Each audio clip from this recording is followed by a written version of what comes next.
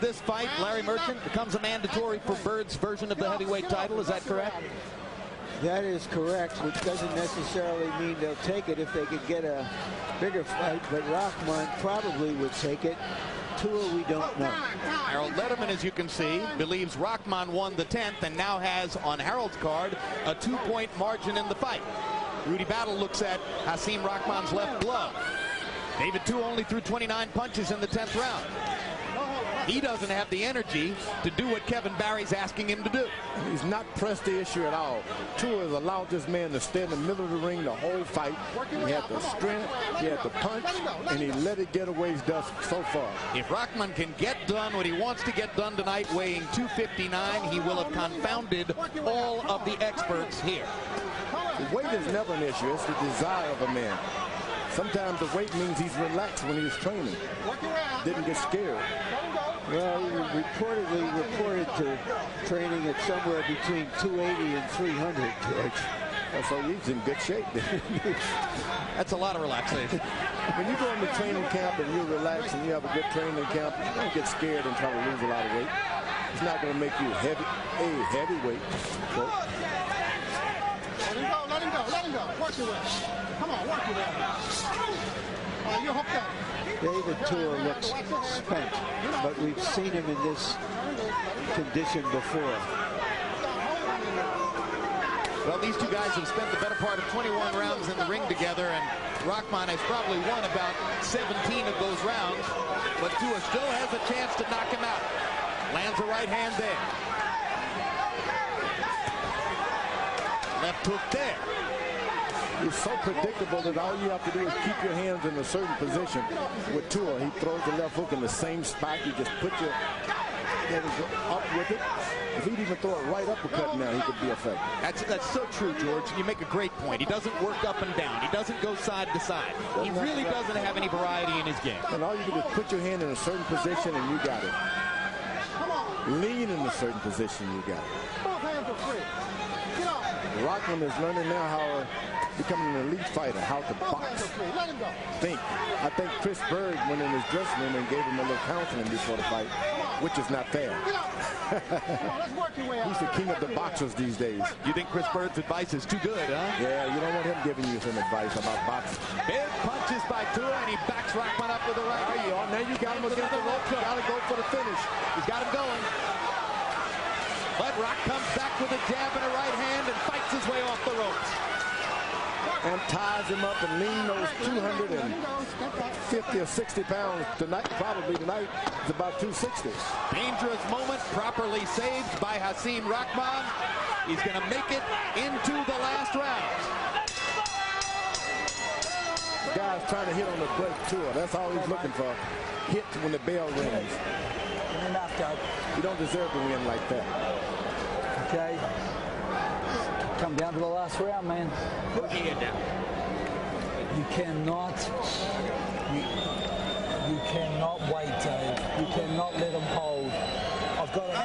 Stay low this whole round. Hands, I don't want to see your hands down on the break.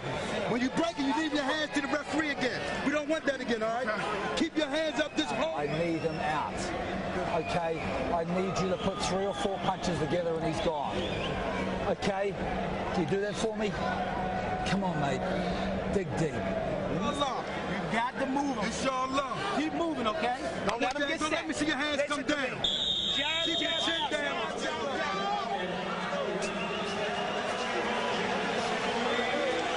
Exactly 50 weeks ago, David Tua lost all of the first 8 rounds on 2 scorecards against Frezo Kendo and knocked him out in the 9th. He may need a similar rescue here.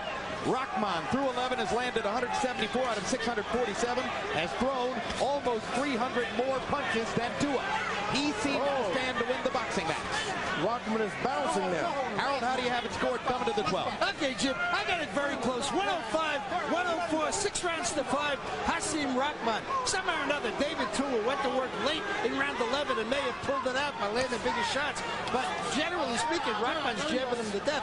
One thing that Rahman does that's illegal, Jim, you got to notice it. He throws the left jab and then he gets you with a forearm. He puts that forearm under Tua's jaw, and that's not legal.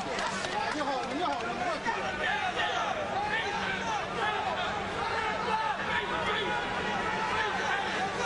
Kevin Barry told Tua he needed lots of activity in the 12th round. He hasn't gotten off so far. This may be the time that the late running horse just can't catch the leader. Tua hasn't given up. Still got to punch his chance. But I think Rahman has been there, done that before. He knows that better than we do. Tua did knock out David Izanrate, later David Izon when he changed his name, in the 12th round. Rock seems tonight to have a better chin than Izon did.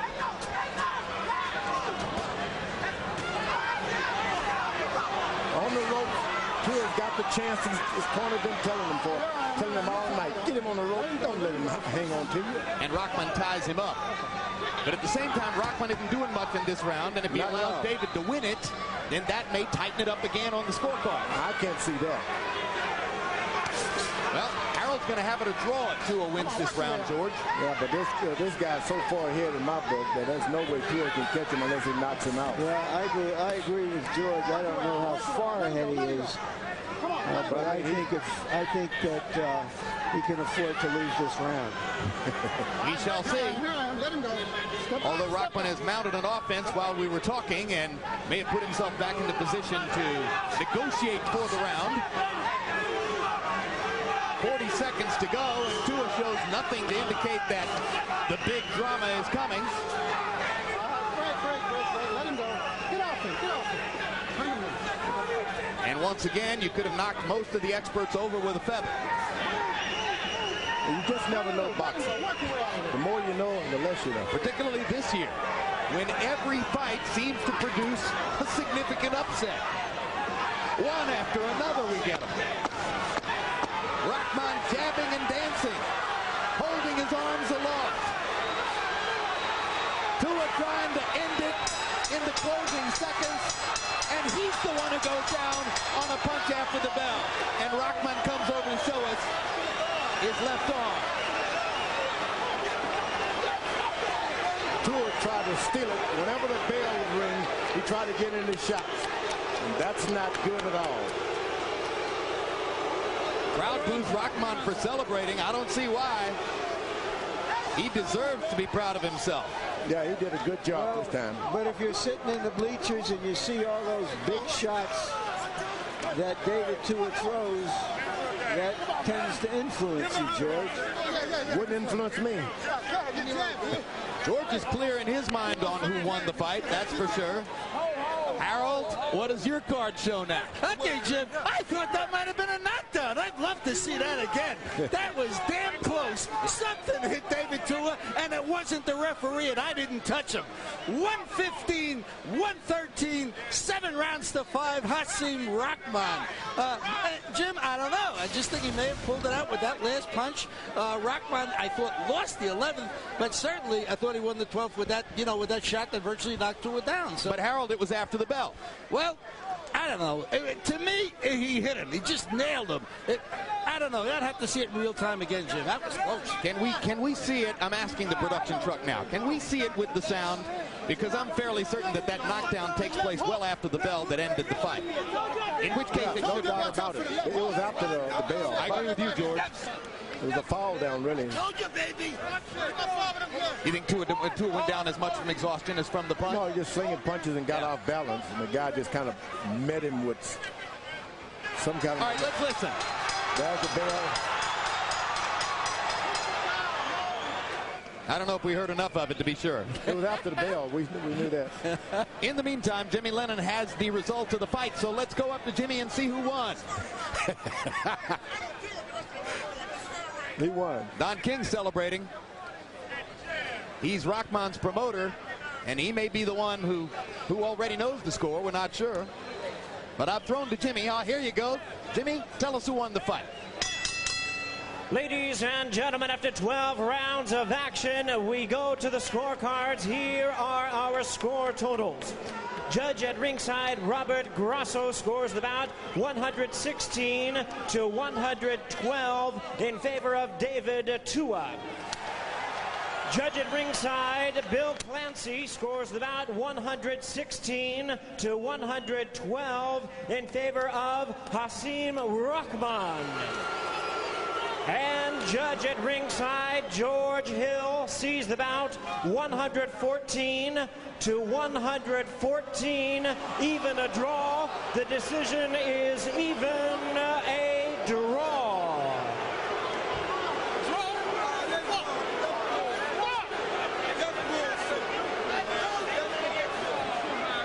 Well, curiouser and curiouser.